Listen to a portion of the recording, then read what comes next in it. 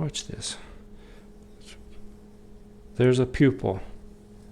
And around the pupil goes the iris. Okay. The center of the pupil is the center of the iris. And then the eye is a lozenge shape, an almond shape. There's a nice arc here.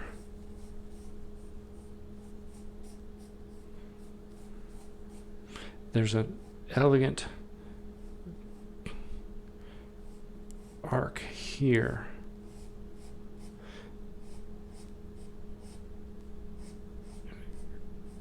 And it comes up and it even sort of convex concaves. Look at that.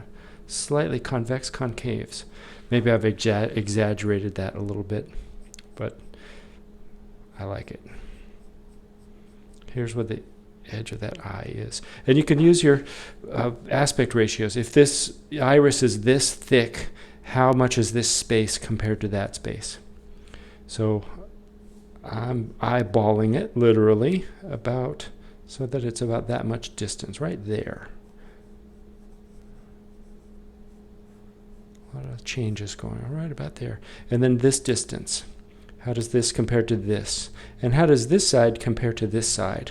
So you want to have that mapped out before you get permanent, before you get committed, before you go too dark. And the eyelid, the eyelid takes about this form. It's pretty close there. Oh, it's starting to look like a bird with a big eye, with a beak and a big eye. But this is just an eye, a single eye. The first year I taught drawing in Houston, one of my students, an older gentleman, he says, "Stanley, I really liked your class, but how do you draw an eye?" So I've been demonstrating eyes ever since. And the eyebrow is up here. And so this, the space between the eyebrow and these, you can compare the aspect ratios. So if this is 1, is this going to be double that, or is it going to be 2.5 that? So you want to carefully account for those kind of things. And the reference I'm looking at, we can just see a little bit of that eyebrow. But let's work into this eye now. All right, so now let's switch to the detail position. I'm going to move my hand over a little bit. I'm going to put a little line across there. All right. And part of that line it goes away over here. I can see the edge there, but not here. And let's go outside in on this one. It's like drawing that oval. I might want to go turn my hands and get inside that circle.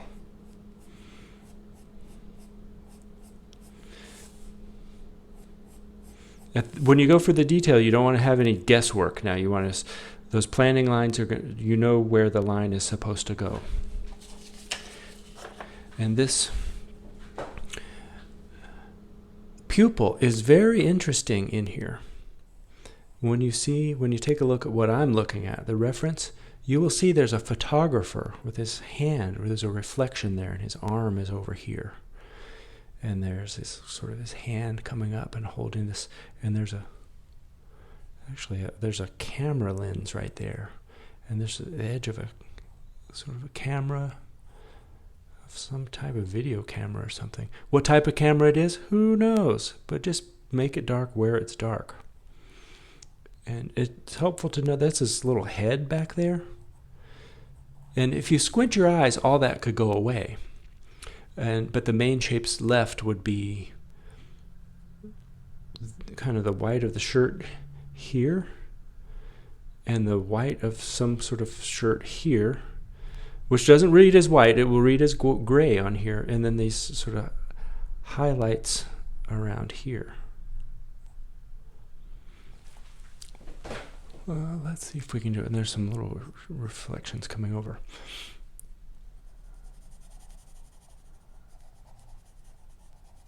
So what I've done is I've built little fences around those highlights, and I'm going to shade up to the fences.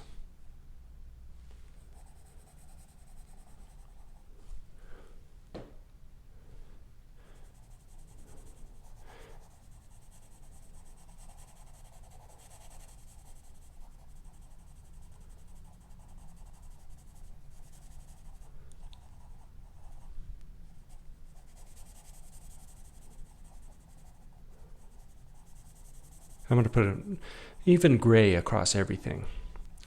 Just sort of simplify everything. Unify that. Sort of in my mind, I've got that mapped out, and I'm going to make that gray. And once I get an even gray across there, up to the fences where I've saved, then I'll go to the next step.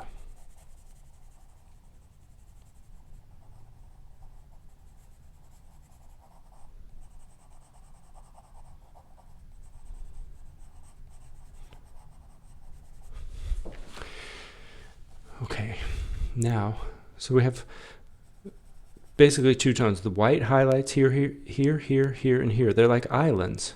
I build little fences around them and shade it up to them. And they conform to the basic reflections that I saw over there. Now I'll look closer and I'll persist in vision and I'll outline again some more reflections. These are going to stay, these are the parts that are going to stay gray on here. There's going to be some nice variety in there. And over here, there's a little gray area.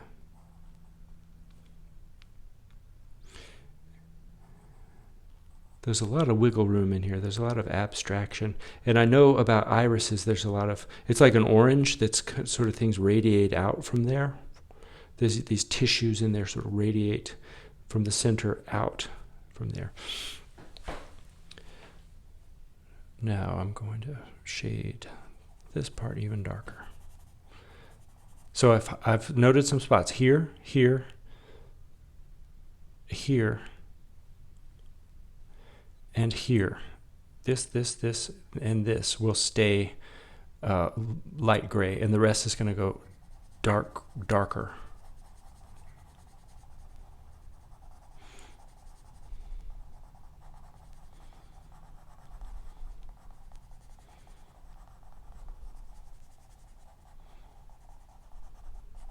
I twist and roll my pencil as I go to sort of sharpen it as on the paper as I go. And it has a nice cutting edge.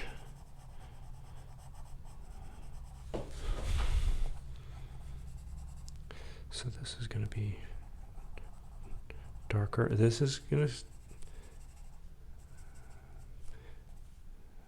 be like that. And there's a world of nice little abstraction in an eye. If you look closely at the eye, the tissue in an iris, it looks like Louisiana Delta land from an airplane. There's a lot of rivulets and channels and, you know, brackish water and plants and lines and from.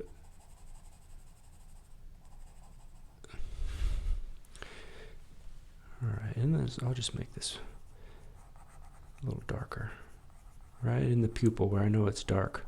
And to get those highlights, whatever form they take, you want to, as you're drawing, you know, map out your little highlight first, then shade up to that, because you can't really erase a crisp highlight unless you have a super small eraser. What you could do is you could take a little piece of paper and paste in a highlight like that. You could do it that way. Okay, now I'm going to leave this eye alone for a bit. I mean, the inside alone for a bit, and let's work on the outside. So the top eyelashes pretty much go all the way across. And you have sort of effects like, and they curl up over here, and I'm pushing and twisting and rolling, and you could practice that on the side. This is what's going to work, what direction's going to work for you. If you want to get these in there like that, I think that's going to work better.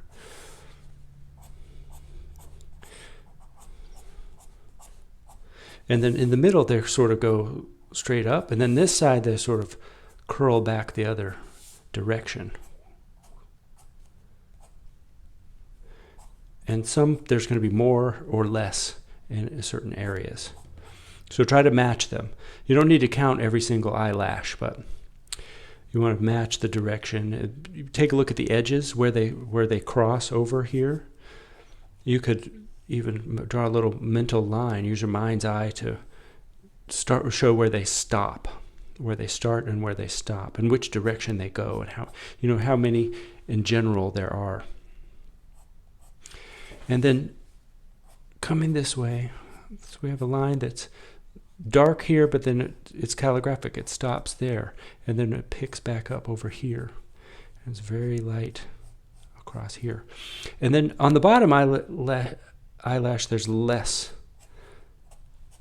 hairs. There's less lashes on the bottom eyelid.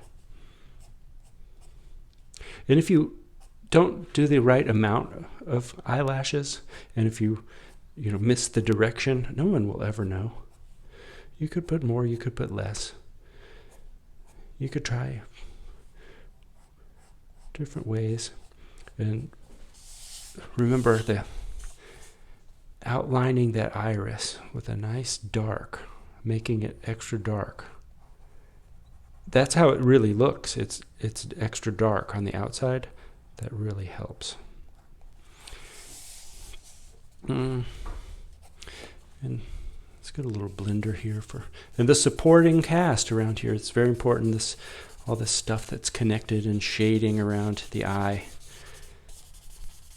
complements that eye, gives it a place to live. And make it dark where it's dark. There's some little reflections in there. Depending, when you get into here, you can be as detailed and painstaking as you want. There's a lot of abstraction in an eye, in a human figure. There's a lot of abstraction in reality.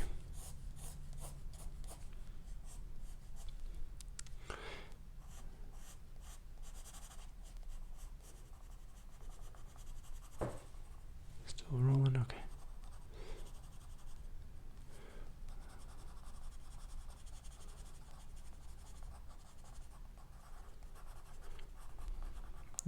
Now, the viewer of my drawing will never recognize that as a man holding a camera in the reflection, but it helps. It helps for me to see it, to know what that is.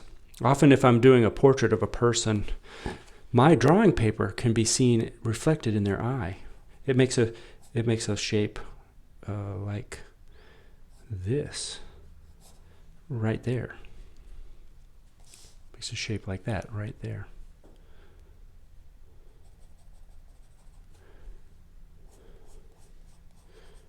And if you look closely at my reference, you'll see there's some things I missed and there's some things I didn't draw.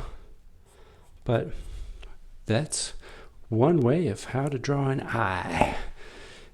This fold, it comes here, and then there's sort of a magic end to that fold with a little highlight in the middle.